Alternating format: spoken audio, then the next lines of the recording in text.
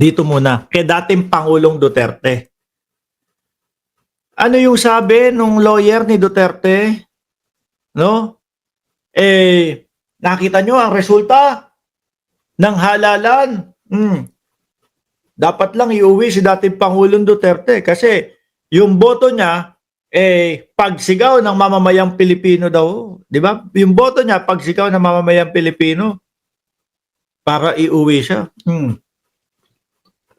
Siguro ho, itong mga to, mga bossing, humihiling po.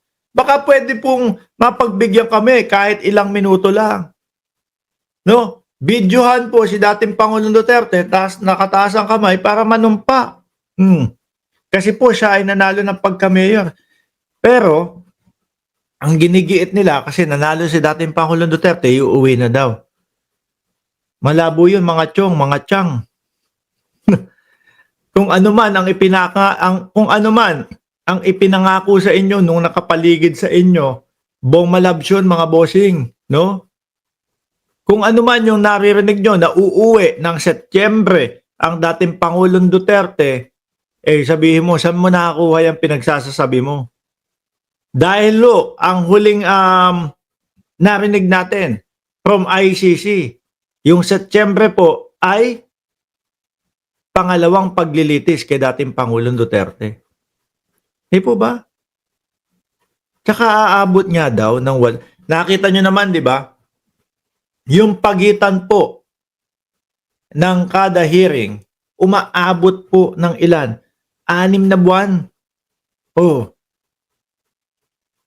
Tsaka kahit na, yan, sabi sa balita, sabi ni Atty. Cristina Conti, siya din ang nagsabi na aabot ng 8 taon hanggang 10 taon ang trial na ito. At kung mapatunayan na si dating Pangulong Duterte ay guilty, mananatili siya doon.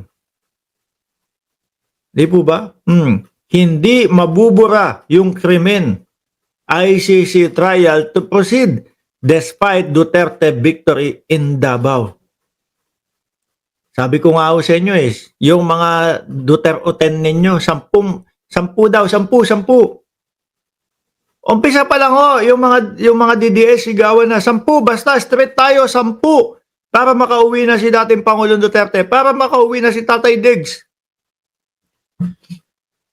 3 ang nanalo, 7 talo. Paano yun? Hindi uuwi si Tatay Diggs. 7 talo. Kasama yung nagtitinda ng libro na ano daw siya, kingmaker daw siya. Kasama, sino pa kasama dyan? Si Lucky Buloy. Di po ba? Kahit po lahat yun nakapasok mga kababayan, 10 yung Duterte. Sasabihin lang ng ICC dyan, panalo sila. Okay, congratulations. Gawin nyo sana yung trabaho nyo dyan sa Pilipinas. Sabi ni KK5 Reyes, Duterte 3, 3 lang. Di po ba? Kahit po manalo ang 10 nila, sasabihin lang po, congratulations, gawin ninyo yung trabaho nyo dyan bilang mga senador. Di po ba? Hindi papansinin. Yung meron pang mga DDS na sumulat kay Trump, wala din ho, hindi din po ubra yung mga call a friend na gano'n. Di po ba? Hindi naman ako sumigaw ng sabi ni Lin Sudo. Yung sulat kay Trump, sulat kay Netanyahu, ako naniniwala ko, hindi nakarating yun kay Netanyahu. Siguro ang ginawa lang ho nun, mga kababayan, sumulat, kunyari, pagkahaba-haba, tapos pinicturean, okay na yan, mag-e-election kunyari, sumulat tayo. Kasi ako ho, mga kababayan, naniniwala ho ako, yung mga tanggapan po ng Office of the President, Office of the, kahit sa ibang bansa, tatatakan yan, bibigyan ka ng kopya, na-receive ng Presidente, na-receive ng opisina ng Presidente. May pinakita bang gano'n? Wala naman. Yang mga ginagawa nyo dyan sa ICC? Sa labas ng ICC, yung patambay-tambay ninyo dyan sa ICC, tingin nyo makakauwi ang dating Pangulong Duterte kasi nakaabang kayo? Wala. Wala din. No? Hindi kasali ang audience impact naman. Hindi ubra, no? Eh, sasabihin, "Madam, ang dami na pong DDS doon sa labas." No, eh, ano na nga, ano naman, eh, di hayaan mo sila doon. Sa susunod kausapin mo yung mga eto pa, nung pinagbawalan na po sila na mag-stay doon hanggang lalagpas ng 6:00 ng gabi kasi nga may mga residente, nakakabulahaw na po. May mga kung ano-ano na pong mga napipinsala sila. Isinisi kay Bongbong Marcos. Nag-utos daw si Bongbong Marcos doon sa mga kapulisan doon para sila daw ay paalisin. Ha? Ano kinalaman ng Pangulo doon? Di po ba? Ano kinalaman ng Pangulo doon? Eh, mga pulis na po yun ng Netherlands. Lahat na lang po ibinentang kay Pangulong Bongbong Marcos, mga bossing. Muntik nang ibinentang po yung pagkamatay ni Rizal kay Pangulong Bongbong Marcos, mga kababayan. Tapos eto, sinasabi kay dating Pangulo Duterte, pinakidnap daw. Old nap siguro, kidnap pang bata. Di ba? Sa kasaysayan ho ng Pilipinas, mga bossing, ito na po yata yung napakahabang kidnapan. Umabot ng 10 hanggang 12 oras. Ito na po yata yung kidnapan na sandamakmak ang pulis na nandoon. Ang pinaka ano ho dito, mga bossing, pinaka ano tawag dito?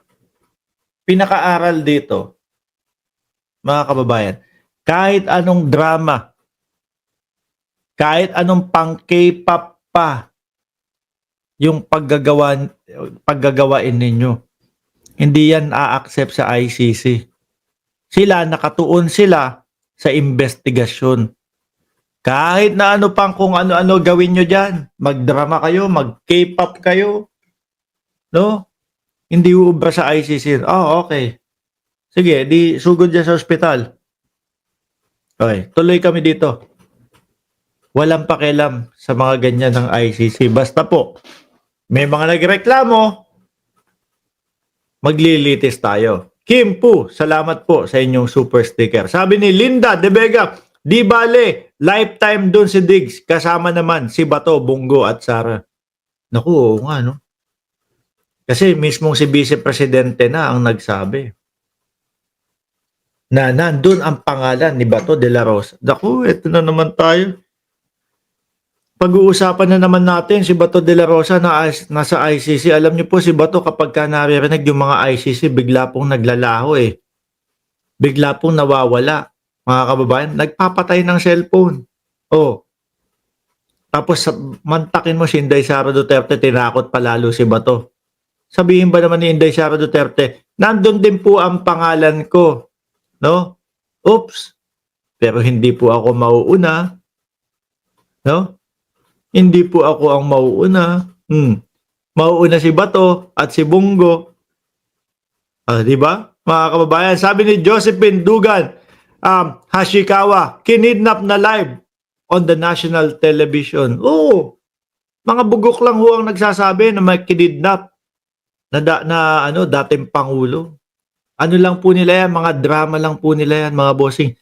Kagaya nung drama ng my name is Rodrigo Duterte. Sige, magdrama kayo na magdrama. Mas lalong tumatagal po yung kaso ng dating Pangulong Duterte. Kagaya na lang po nung ginagawa niya. Di ba?